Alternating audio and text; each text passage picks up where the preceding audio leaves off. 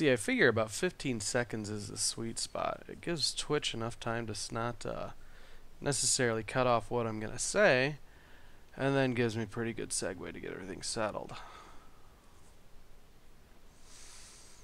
This episode of the Unwashed Asses is brought to you by you, all the wonderful people over at patreon.com/0and09. Pitch it in $1, $2, some $20. We got the show self-sufficient. Thank you so much for that. And if you want to get all the projects self-sufficient, we're halfway towards that monthly goal. So head over to patreon.com/0and09. Pitch in $1 a month. Make the dream come true.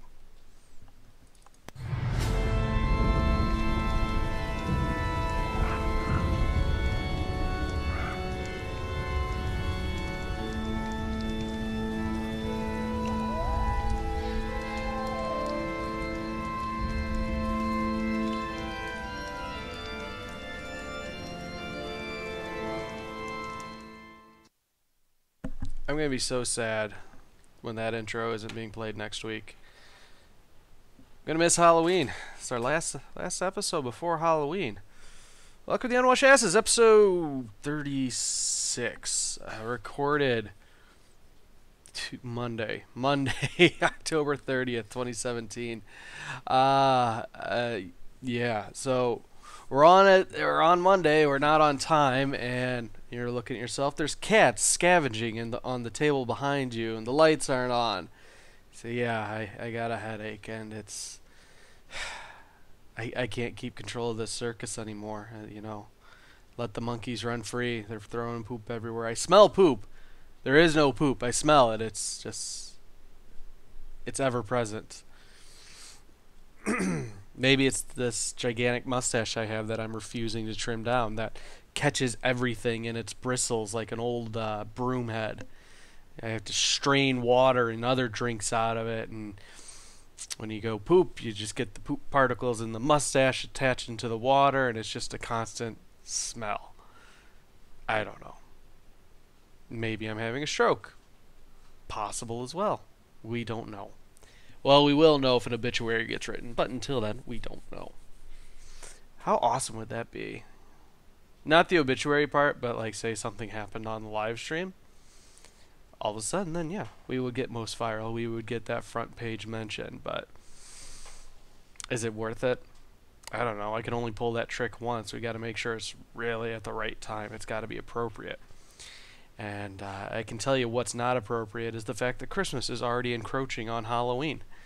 That I'm seeing the decorations in the stores. That I'm seeing the advertisements on the television. That I'm seeing goddamn piece of shit snow falling from the sky.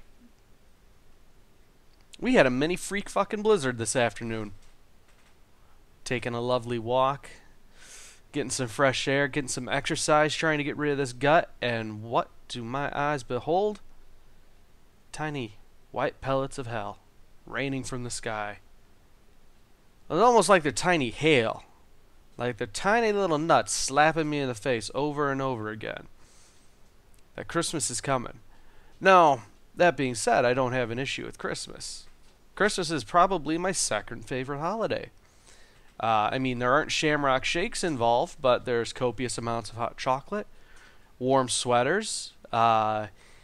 You get the picturesque scenes of the warm, inviting orange and yellow lights coming out, spilling onto the snow from houses, large white fluffy flakes falling gently from the sky while you curl up with a good book, or watch a favorite movie, or, get your Christmas shopping done on the 24th and then are wrapping presents at 2 a.m., hoping the kid doesn't come out into the living room, and then all of a sudden, oh, secret's out, Santa's dead. I'm replacing Santa this year. Ho, ho, ho, go back to bed because I got to get around the world in, 3 hours now. But no, Christmas is good. Christmas is fun. But Christmas, like every other holiday, needs to be confined to its own month. And I realize the irony that it's encroaching on the Halloween episode that I'm talking about Christmas right off the bat. But that's how big of a deal it is. That is how big of a deal it is that Christmas extends its reach. A holiday that falls at the tail end of the month, the 25th, reaches all the way up through the front of December, up through the ass of November, past Thanksgiving, and its fingers, its octopus-like tendrils are reaching out the mouth of November and into the ass of October like a fucked up human centipede. And it's everywhere. It's ever present. We have Halloween baking championships going, but while those are airing, we're seeing commercials for the Christmas competition. That's not going to air for another fucking month. You would think a network that is dedicated solely to food and people making it and having competitions that are essentially the same competition, just reskinned in different ways, they would jump all over this Thanksgiving thing. Be like, okay, make us a traditional Thanksgiving feast. All right, throw an Indian spin on it. Or make a giant cornucopia out of fondant and Rice Krispies. You'd think the holiday dedicated entirely around food would be their jam, but instead, no, it's Halloween and Christmas. It's fucked up. It's fucked up. I seem to remember back in the day, Thanksgiving was a better deal. Not better necessarily, but bigger. Where you would have decorations of pilgrims and Indians, and you were aware that they were Puritans who wore belt buckles everywhere because they were very fashionable. And then what a cornucopia was, and who Sacagawea was, and Squanto, and all that jazz. Now, you ask any random 3-year-old, they're not going to know any of what that is. Nothing. They probably don't even know what Thanksgiving is. And it's a travesty. It's a travesty because the holidays, they are not contained, much like my cats running wild throughout the apartment. Christmas has just run amok. It has grown too strong, and none of our tranquilizers are able to take it down. The only thing that is able to sedate Christmas is New Year's. The only thing that can bring down a holiday of such immense and epic proportion is a holiday about getting just completely shit-faced and making promises you'll never keep. And maybe that is entirely why, because it's a bigger present in and of itself. It is an excuse to overindulge and do the things you do already. It's a license to lie. It's a license to imbibe and go out and make out with a stranger and say, "Oh, I'm not gonna get herpes again this year," and then January 2nd rolls around and the doctor's making you a liar. But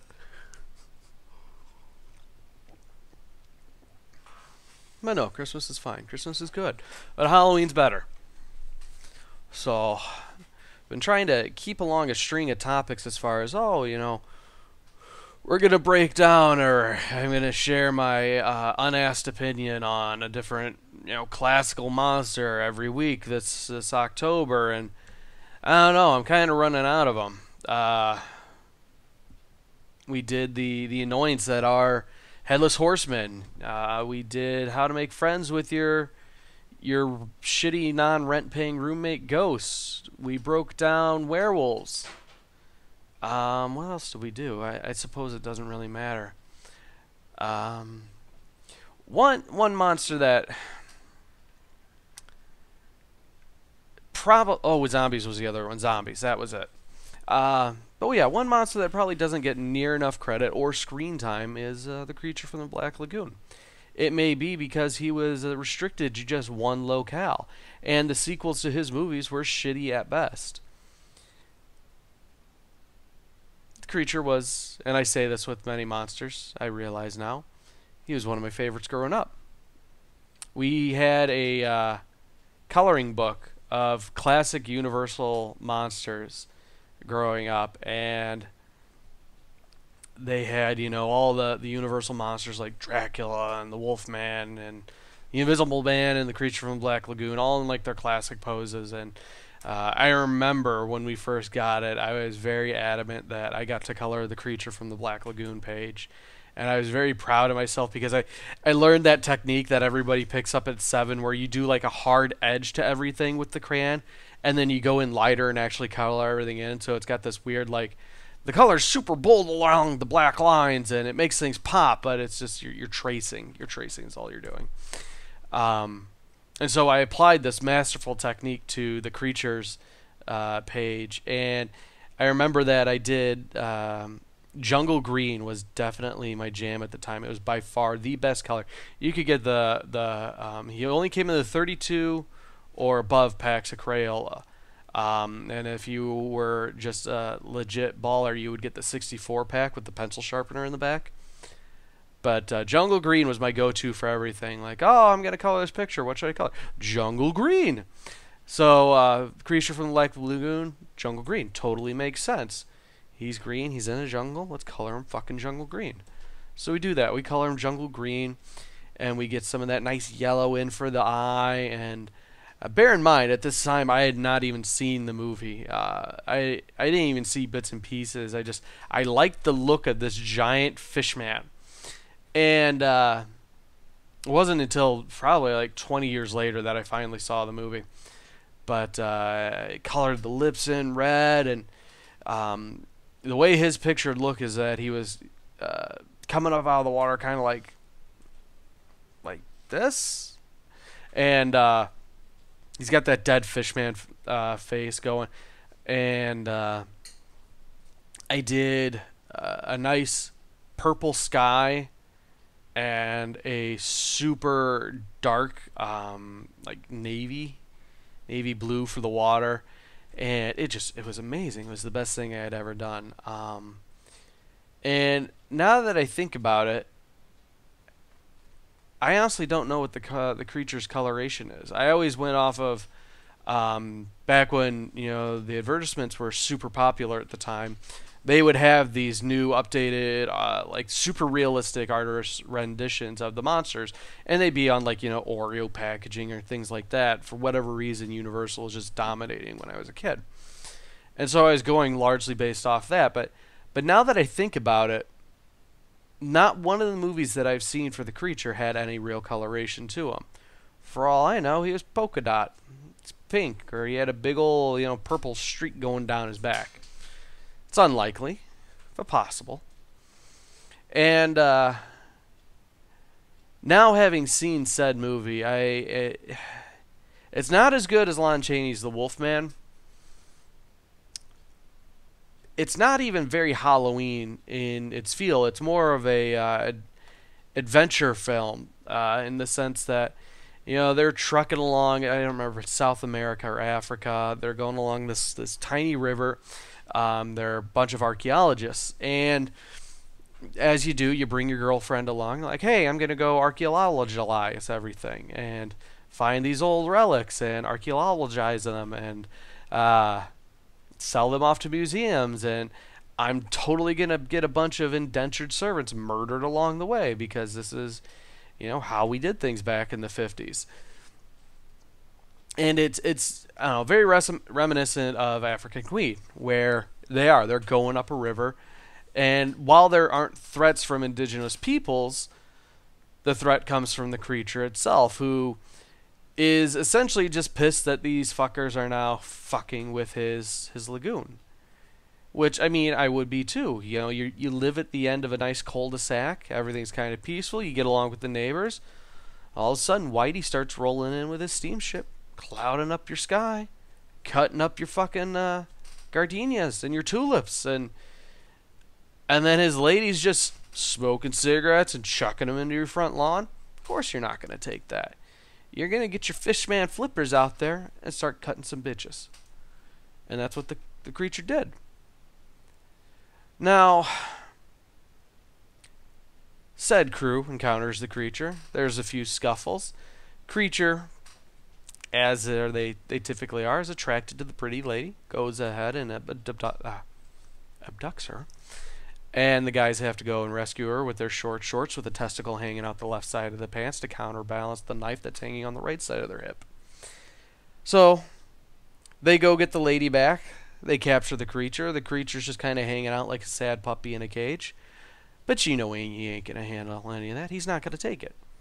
Breaks out of the cage, starts fucking some more shit up, and eventually they throw a kerosene lantern at him, and whoosh, goes up in flames, jumps off into the lagoon, and then they are finally able to escape. Now, back then, the popular thing to do was you show the fading shot of the monster die. Excuse me, and then you would have in the big white, kind of almost foggy letters, "The end." And then that would fade out, and there'd be like a question mark that fades in. Oh, it's a mystery. Is it the end? I don't know. We might see the creature again, and the creature from the Black Lagoon too. The quest for more money. And indeed we did. There were at least 3 Creature from the Black Lagoon movies. Let's do a quick Google, because that's what makes for an entertaining podcast, is searching things on my phone while I should be entertaining and talking to you. But we're learning together. We are learning together. Creature. I'm always terrified of my autofill results.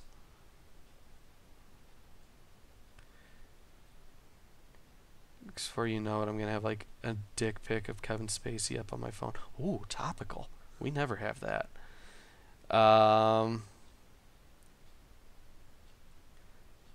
Do we have... Oh, John Carpenter was supposed to make a sequel? Huh. Oh, they called him Gillman? Go fuck yourself with that name. He's the creature. Where is... Film series. There we go. Okay, yeah, so they were right. I was right. There were 3 of them. We had Creature from the Black Lagoon in 54, Revenge of the Creature in 55, and The Creature Walks Among Us in 56. So, wow, they were just cranking these fuckers out. Fucking Gillman. You don't call him Gillman. He's the creature. It's like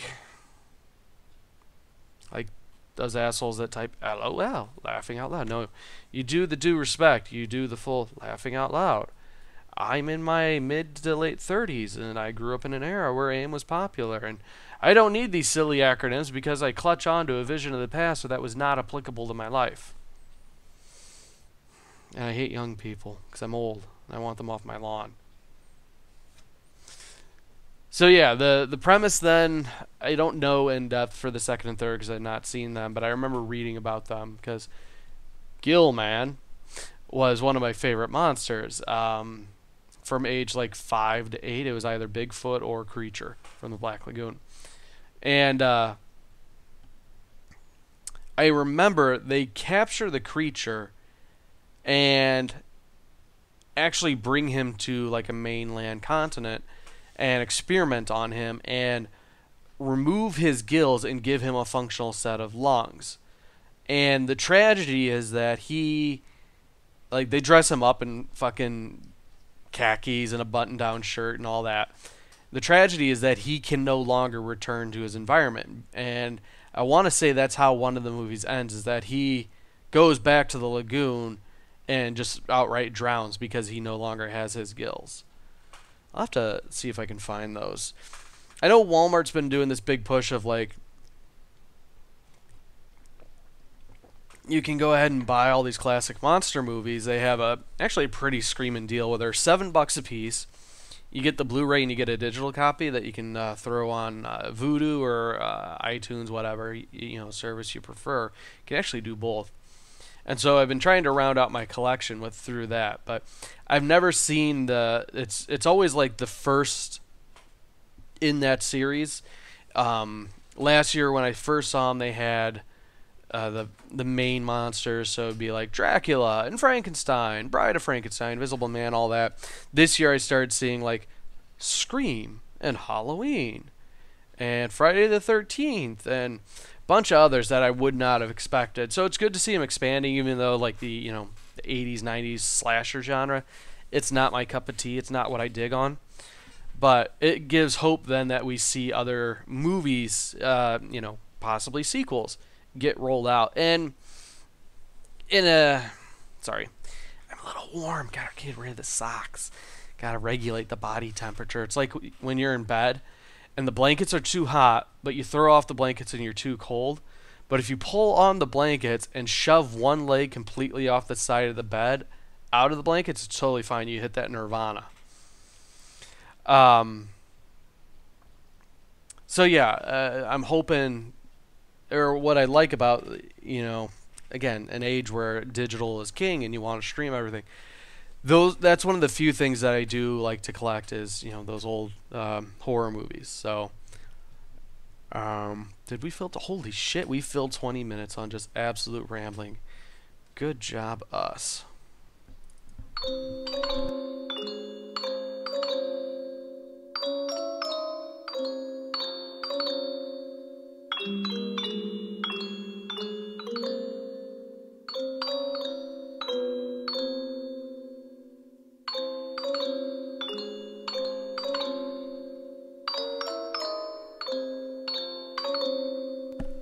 I don't know. Is it possible? Could it be? Is it something feasible? Something not beyond the pale? Could I do? Woody, I appreciate that, man, but you need to look in the mirror more often. Especially after that photo you just put in the Discord. I could eat that up with some grits. For those only listening to audio, Woody is proclaiming his love that I am the sexiest podcaster he personally knows. And I beg to disagree. With that jawline, that goatee, that earnest, honest stare, and that spiky hair, I could write a sonnet. If only he would not put on a bonnet. Alright, I'm done. Oh, man. So, went to the Art Institute yesterday. Took a little vacation time. So a little lady and I went out and we're like, oh, we're going to get some culture. We're going to take a train into the city. We're going to put on our Sunday finest and go about gallivanting through the city. And we did just that. We went to the art museum, or the Art Institute, right on Michigan there. And the last time I went was 2003 for college. So it's been a long ass time. But I remember I liked it quite a lot. They had the naked Greek people. They had lovely paintings. And it was free admission on Tuesday. And being a poor college student, I couldn't argue with that. So we took the train into the city. Went to the museum. And what commenced was a 6-hour death march of just like, oh, we're here. We paid. We're going to see every motherfucking thing in this place. And we got so close. And this is like, we power walked through at least 3 or 4 exhibits. We didn't like stop and look at things in depth. It's just like, all right, fuck Native American art. Let's get out of here. Can't stand this shit. Traditional African art? Fuck it. Islamic art? Oh yeah, let me get in on that.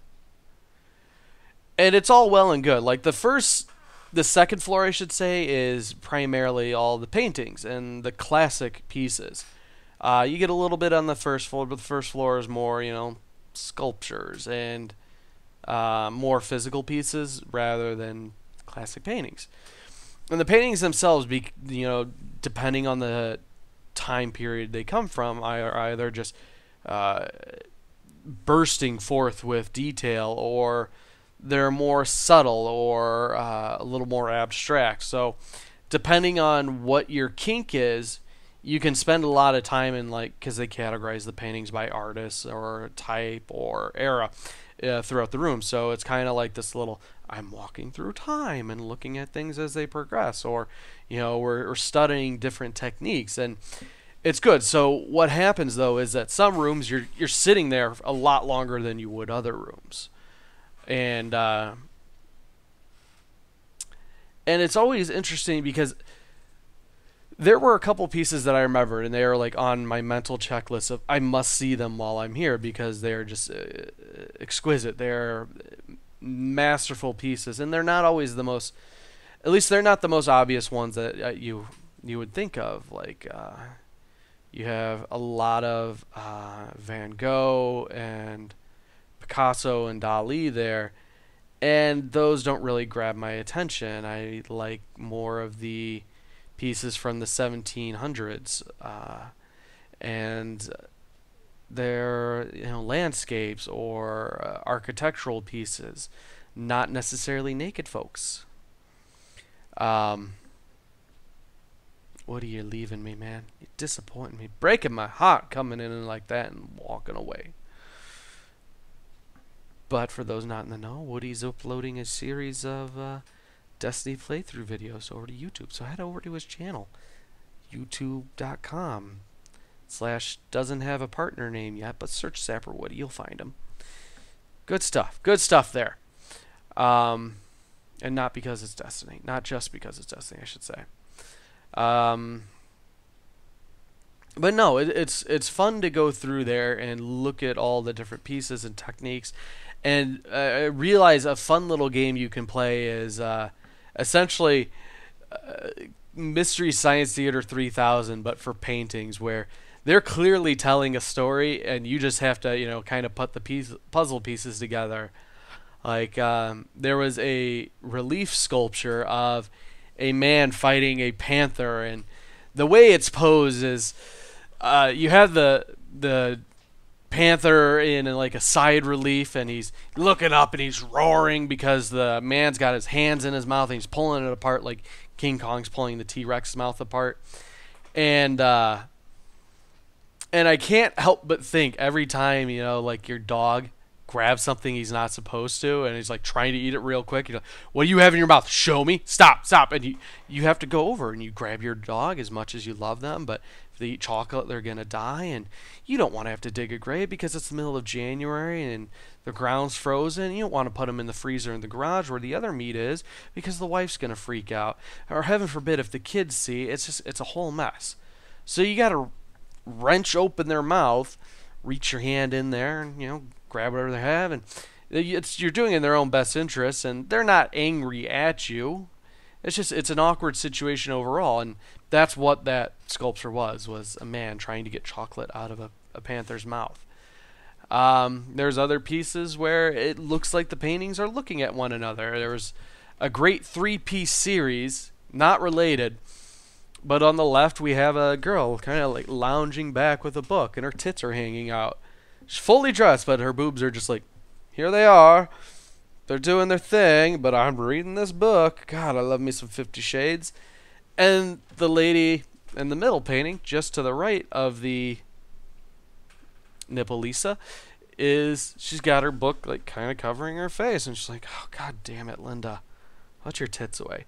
And the expression on Linda's face is that of, fuck's sake, Lisa, if you had tits like mine, they'd be hanging out all the time.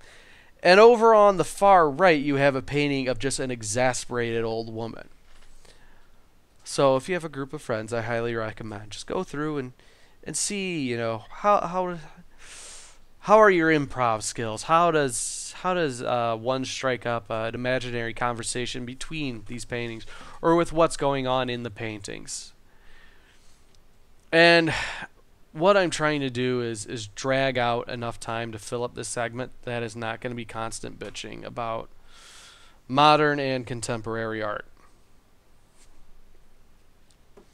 I say this because the person who had to listen like to a half hour, 45 minutes straight of my bitching is sitting in the background, is going to have to listen to at least 10 more minutes of it.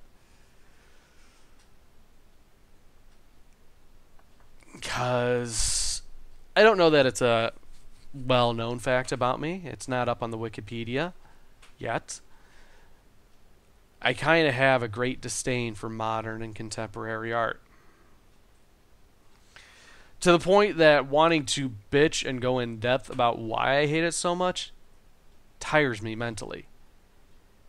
I'm debating not even getting into it because of how exhausting it is to bitch adequately about this subject. But here we go. I'll give you Exhibit A. Exhibit A is the laziness of contemporary and modern artists. Laziness masked by an indignation, a pompousness, thinking, I'm going to be edgy. I'm going to promote a message with my artwork, but I'm going to call it untitled. Within the space of 3 rooms, there were no less than 5 or 6 untitled pieces. When every fucking piece in the exhibit becomes untitled, suddenly you're just a lazy piece of shit. The one guy who becomes the standout is the one who took half a second to name his piece. Woman holding her tits in a tub is suddenly a masterwork because he named the piece of shit. Pieces like, here's a painter's tarp thrown over a couple boxes. Is this shit that they just didn't clean from setting up the gallery? I don't know. There might be a plaque next to it, or it might be on the opposite side of the wall, which is a failing on the Art Institute's part. Or maybe the artist requested it that way. I want to have all attention drawn to this paint-covered tarp on boxes. Don't have a description up. They need to see my message. And my message stands next to a 4-foot-tall light switch. And what's next to the other gigantic light switch? One made out of a big old sheet. And what's that there on the other side of the beaded wall? Pretty sure that's a giant bath salt. Which I did say out loud and got a snicker from the lady watching the security guard watching the exhibit. It was a proud moment for me. Very proud indeed.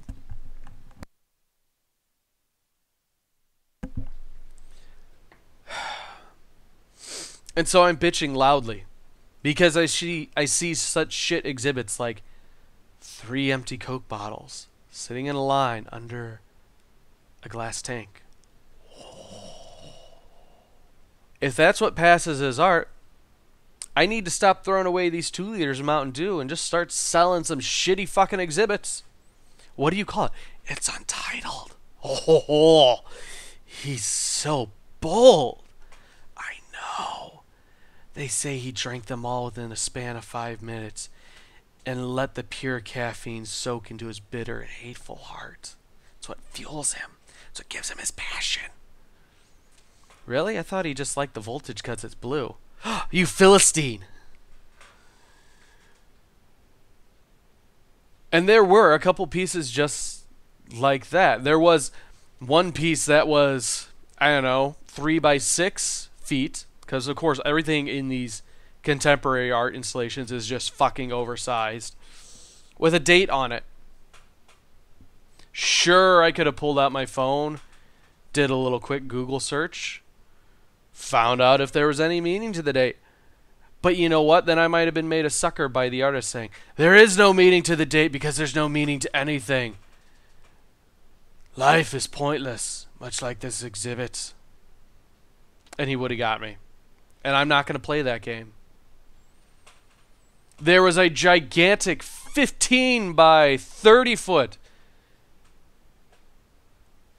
collage of single-ruled notebook paper with the letter U written in cursive over and over and over and over and over. And is he speaking to me? Is he speaking to you? Fuck if I know. He probably just got in trouble because he wanted that second milkshake and he spilled the container, making sure there were no milkshakes for anybody else. So he had to sit and write. But because he had a speech impediment, he couldn't write, you are not supposed to get milkshakes without mother's permission. He just got stuck on you. And because he's a lazy fucking millennial, he didn't spell out Y-O-U. He just started writing you and you and you and you. And did the beaded curtain separating, bisecting the room, was it part of the installation? Fuck if I know. Could have been. I flung those beads away with such indignation, I was afraid I broke them. And I would have been billed $30,000 for shit art. And that was just 2 rooms. There were many, many more of shitty sculptures. This looks like 2 jelly bellies stuck to one another, but they're oversized, so that makes it art. Here are 12 pictures of Jackie Kennedy with a beard and a 3x4 grid. Oh, but they're black and white. He was so bold and courageous not to use sepia. Oh. Or if you tell me there's a snorkeler in your fucking sculpture and I don't see a diver, a snorkeler, what have you. I'm so angry I'm losing my train of thought here. Then fuck you. You know what that entire section of the room was? Nothing but gigantic pictures of women with their tits out. Which I'm all for looking at women's tits. It's a great pastime of mine. You know, since I discovered it at the age of 12, it's been a driving force in my life ever since. But this was tasteless. There was no point in it. And that inherently is the issue with contemporary and modern art. You look at classical art, which is just made for the sake of expressing beauty, capturing the divine around us. But when you go and start injecting a personal message into your artwork, sorry, I needed my air quotes there, then you become an asshole and your artwork is shit. When I see a 3x6 blank canvas with 4 letters on it, you're not making a statement. You're a cunt. The 4 letters should just be C-U-N-T. Or L-A-Z-Y. You look at these masters that handmade their tools, that spent time, weeks and months and years, honing their craft and painting beautifully realistic ladyboys. And then you get fucking Joe Schmo with I shit you not, black rectangle, white rectangle, red rectangle, blue rectangle. That's an art installation that is worthy of hanging in the same building as fucking Monet? No. Get that shit out of my face. And that's... I don't get it. And I know that's the de facto excuse. Because if art doesn't speak to a person on some level, and it has to be able to speak to everybody on some level, aside from saying, well, that's shit. Even a layman can go through and look at these classical paintings and appreciate the talent and hard work that went into creating them and go, wow, I don't like it, but that's a really good painting. That's amazing sculpture. And then you look at fucking 18-year-old Joe Fuckhead out of college because he dropped out. You don't need to finish your art school. You keep fucking going through it and waste your money on a degree that's not going to help you anywhere. So you drop out and you're like, you know what? I'm going to throw a couple pounds of concrete together, roll it into a sphere, somehow get it into the Art Institute of Chicago. I don't fucking get it. It's terrible. But I got a great idea. Because I know you guys like to listen to me, bitch. You pay for it now, which is amazing. I cannot tell you how sublime that is. How tickled pink I am that I get paid to bitch now. We're going to put together a Patreon goal where I will be like every basic bitch in the Art Institute where I love this picture. Oh my god, I gotta get a picture of it, but I'm gonna turn around and I'm gonna take a picture with me in it like, oh, the art made me like this. And my big fat head's gonna take up a third of the painting. Instead, I'm just gonna go on a bitch fest on about contemporary and modern art. It shouldn't be hard to do. We do a weekend pass on the train. Admission's not too bad. Fuck it. Well, I'm gonna tomorrow I will put up a secondary Patreon goal where For $100, if we get $100, I will go back and just film. I will go and review each of these art pieces and put it up and on the not on the YouTubes. It'll be for patrons only. So make this happen, guys. I feel good things about this. And holy shit, this episode's flying. We're at 40 minutes already. Good job, us.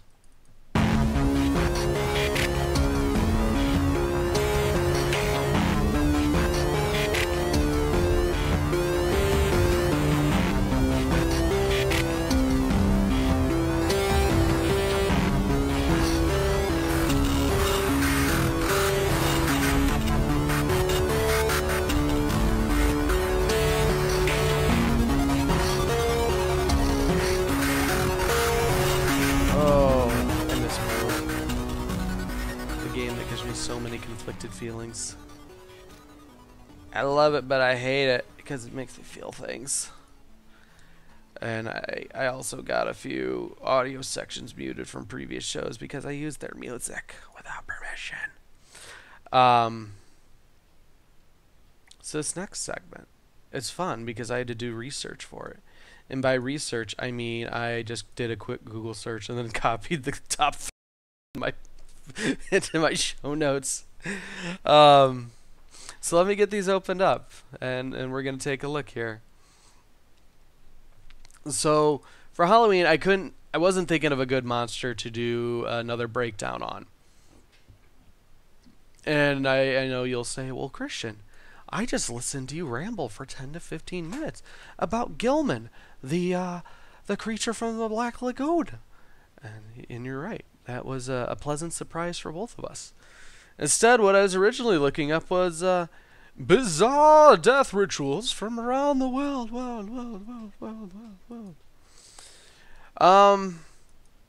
Yeah, it's Halloweeny. I mean, dead people. And I was listening to a show where they were talking about the fact that in America more people are being cremated than buried. It's something like over, well, of course over 50% because that's how percentages work, you dumb shit. More people are being cremated now, and for whatever reason, morticians or funeral homes aren't doing their due diligence in the sense of, well, did your dearly beloved have any cyborg parts in them? Did they have a hip? Did they have a new elbow or a knee or a pacemaker or implants? For whatever reason, these forms are not being filled out. These questions are not being asked. So now when people are being thrown into the pottery kilns, their pacemakers are becoming literal ticking time bombs where there will be a distinct bang as the device blows up. Which isn't an awful thing, but to my knowledge, like, don't most crematoriums have a little window where you can watch the body burn? Can you imagine, like, you're there. I'm gonna draw from personal experience here. You, your brother, and your sister are standing there at the crematorium. Dear old dad, you just watched die a week beforehand, and they've got him in the kiln now. The mortician was kind enough to remove his little pottery vase that he's making for Mother's Day out of the kiln. So your dad's laying there. They might have a sheet over him. I don't know. By this point, everybody's seen his wiener because we had to prep the body. And you're watching it. You've lit the fire, and he's getting cooked up. And you're having a moment there where you're just it's this quiet, and there might be a little bit of sobbing. You're holding one another, and then all of a sudden, dear old dad's just bang blows out. There's tiny bits of ash and gore splattered along the walls because his pacemaker just went.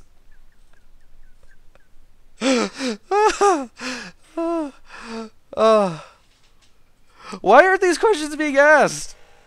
Why are they like, I mean, maybe it's a. I wouldn't think that they would damage, but it'd still be something like, well, I don't want to be taking tweezers and picking bits of pacemaker out of the walls after I get this old man's ashes out of here.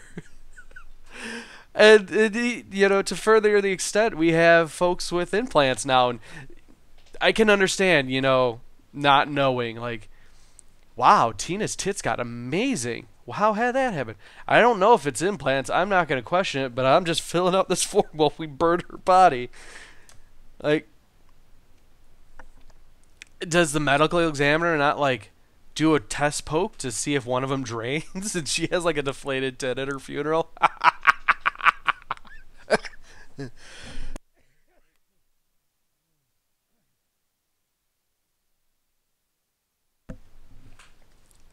But apparently there are now incidents where you hear two distinctive pops as the implants blow.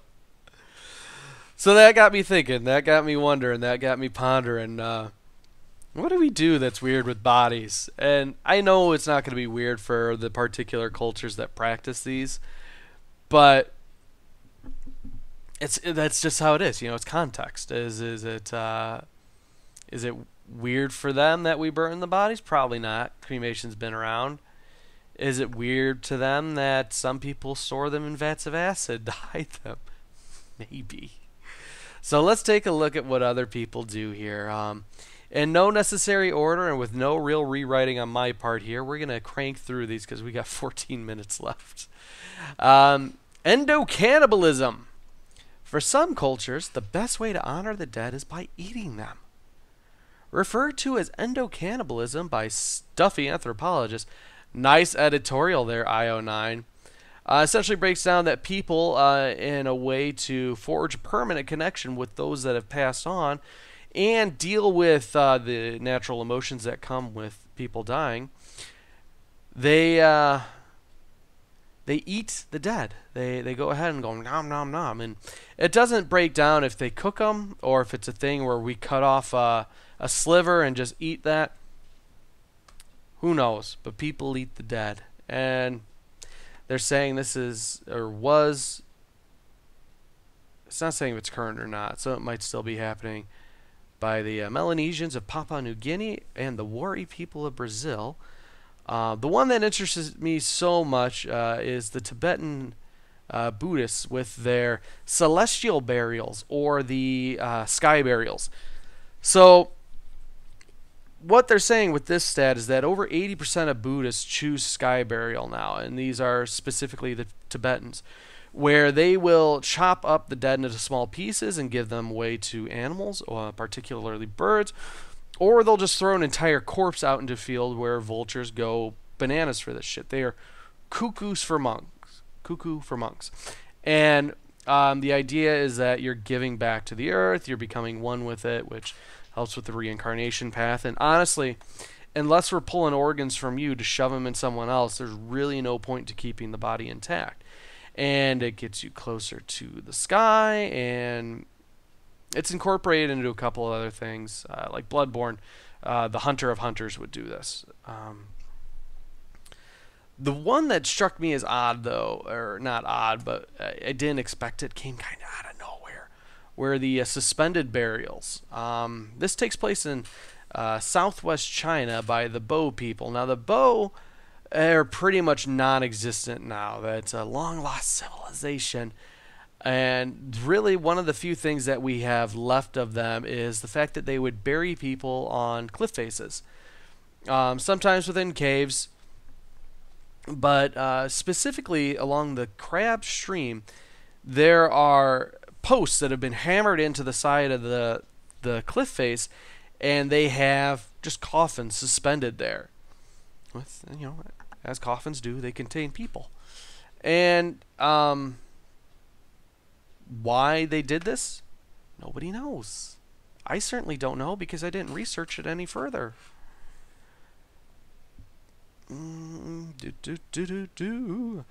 Working our way down the list, we get into crimes against women.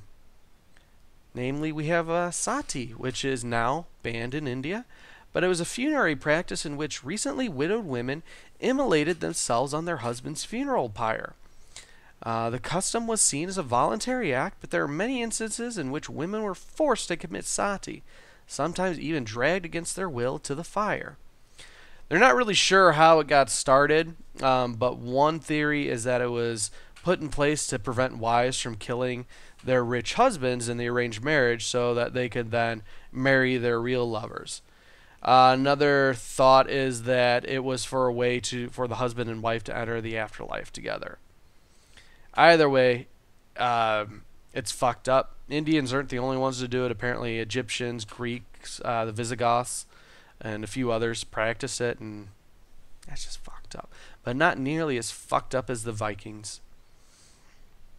So, with this one, slave girls of Viking noblemen just had a real rough go of it. But in the 10th century, there was a writer who essentially documented the ritual following the death of a Viking chieftain. The chieftain's body was put into a temporary grave for 10 days while new clothes were being prepared for him. During this time, one of his slave girls would volunteer, quote unquote, volunteer, to join him in the afterlife. She was then guarded day and night and given copious amounts of intoxicating drinks. We're going to get her shit faced because a lot of fucked up stuff's about to go down. Once the cremation ceremony got started, the girl went from tent to tent to have sex with every man in the village. As the men were having sex with her, or what today we would call rape, their words, not mine, they would say, "Tell your master that I did this because of my love for him." Following this, the girl was taken to a tent where she had sex with 6 Viking men, was strangled to death with a rope, and finally stabbed by the village matriarch. And for the cherry on the top of this ice cream shit sundae, the bodies of the chieftain and the slave girl were placed on board a wooden ship that was set alight. This is the part that we see most now, where the longboat's going out to sea. You get the one archer who, lines out, takes a shot, misses a couple, gets yelled at by his trainer. He's an intern, he's a little slow. They thought he could step up, he couldn't. So the main guy kicks him off to the side and then launches the final arrow, and then whoosh, it goes up in flames.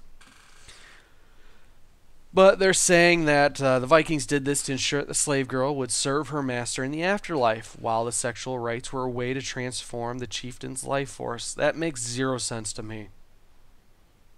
It sounds like a cheap excuse just for one last romp around in a culture that was pretty big on the rape and pillaging. More so on the rape from the sounds of this. And getting back to Papua New Guinea, the Dani people would cut off their fingers. So this ritual was applied to women related to the deceased as well as their children. Not necessarily children of the woman, but any children related to the deceased. It was done to both gratify and drive away the spirits while also providing a way to use physical pain as an expression of sorrow and suffering. Don't know about that. To perform the amputation, fingers were tied tightly with string and then cut off with an axe. The leftover piece was then dried and burned to ashes or stored in a special place. Rituals now banned, but some of the older folks still have, missing fingers due to these rituals. I'm trying to skip kind of through the I don't want to say boring, but less interesting ones because okay, so aside from the sky burial, the Malagasy people in Madagascar might be my favorite. So what they do in an effort, again, their words, not mine, in an effort to hasten decomposition, which is what's seen as a crucial step in the ongoing process of getting the spirits of the dead into the afterlife. The Malagasy dig up the remains of their relatives and rewrap them in fresh cloth, not flesh cloth.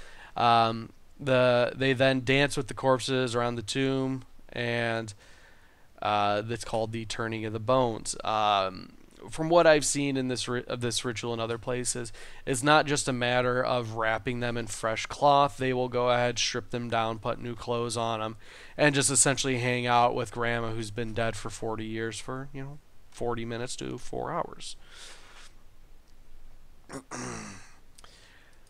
There's a couple other ones.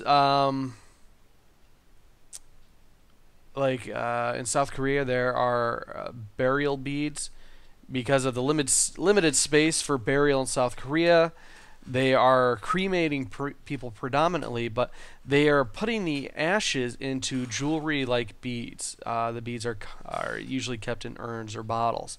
But I like the idea of making a set of jewelry from, a dead partner or a dead child, something a little more sentimental than grandma or an uncle, and then turning them into a lovely piece of jewelry so they're with you always.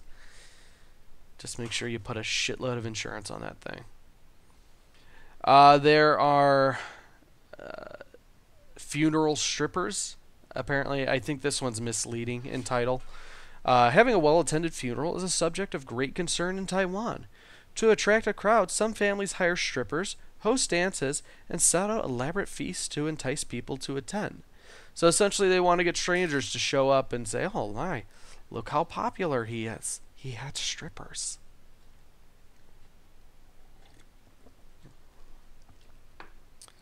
Let's see here. What I'm going to do is I'm actually going to put links in the show notes to the different sites here I reference.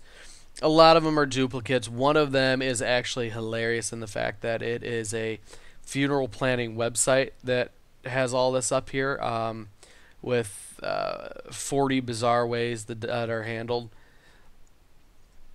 But by far my favorite one, and the one that I'm going to try and get implemented because I have the fucking life insurance to cover it, is for... Let me pull up the link here so I don't misquote anything.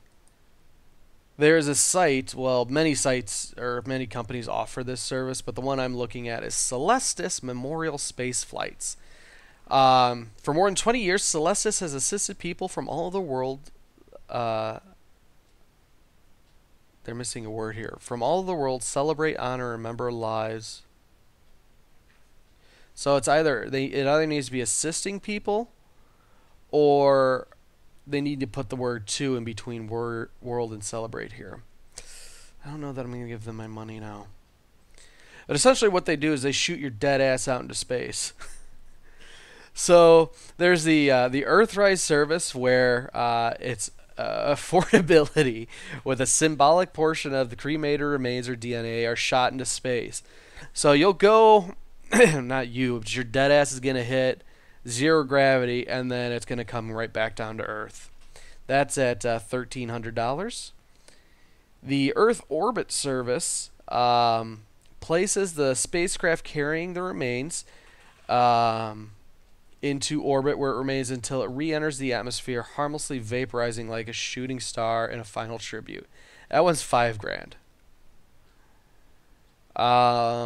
The Luna service puts your ass on the moon for $12,500, which is kind of cool because then it could be like a weird fucked up way of punishing grandchildren. Did you eat the cookie from the cookie jar, Timmy? You know what's happening tonight. There's a full moon. Grandpa will see. He'll reveal the truth of your terrible sins. But the one I want, because I hate the earth and want to get away, is for $12,500. They will shoot your ass into deep space where you just keep on trucking until you get caught by aliens. They add some mineral water to your ashes. You grow out into a big person like those sponge dinosaurs you put in bowls of water. And then they just viciously anally probe you. But for, $13,000, not a terrible deal to get shot into deep space. I love me some space.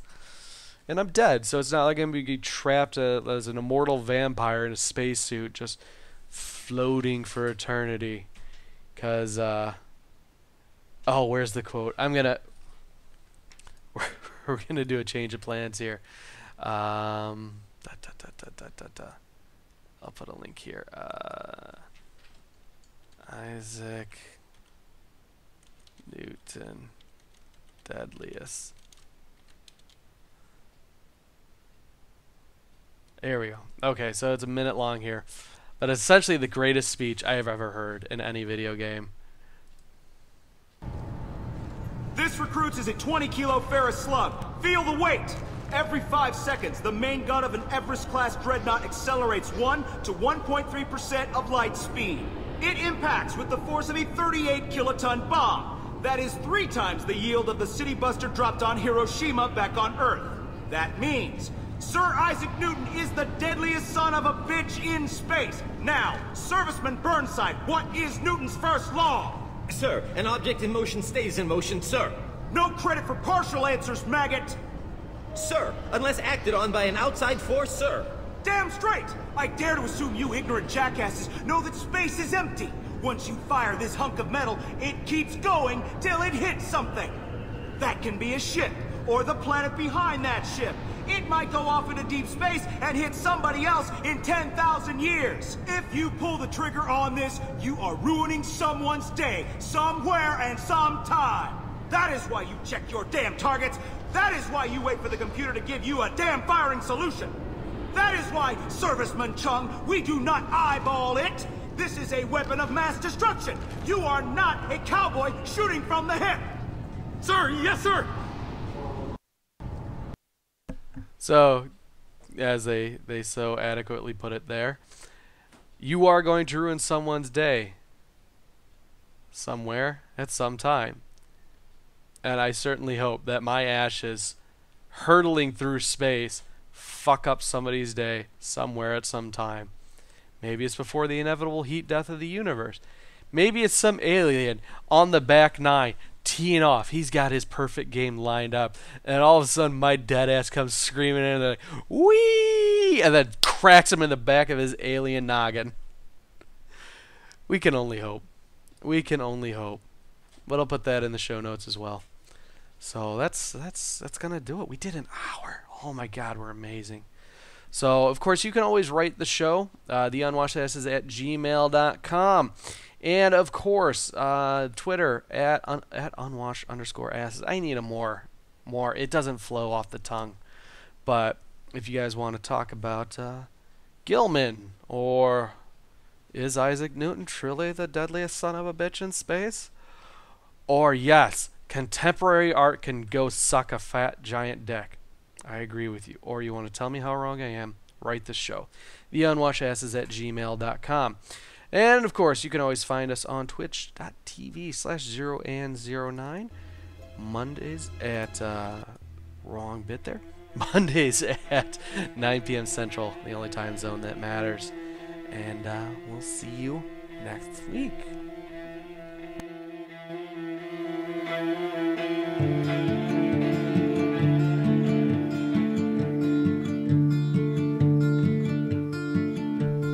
I can feel the end, it's drawing near. It will soon be here. Oh, that much is clear. So shut the doors and turn off the lights.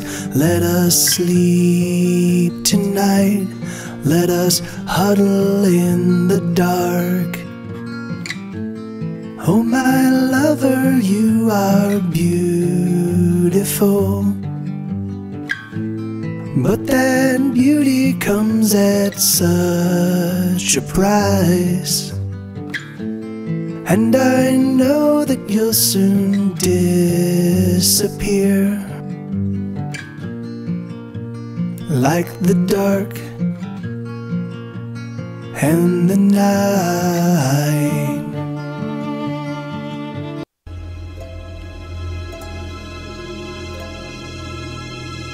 This show is part of the HFC Gaming Network. Get more at horrorofcasitis.com.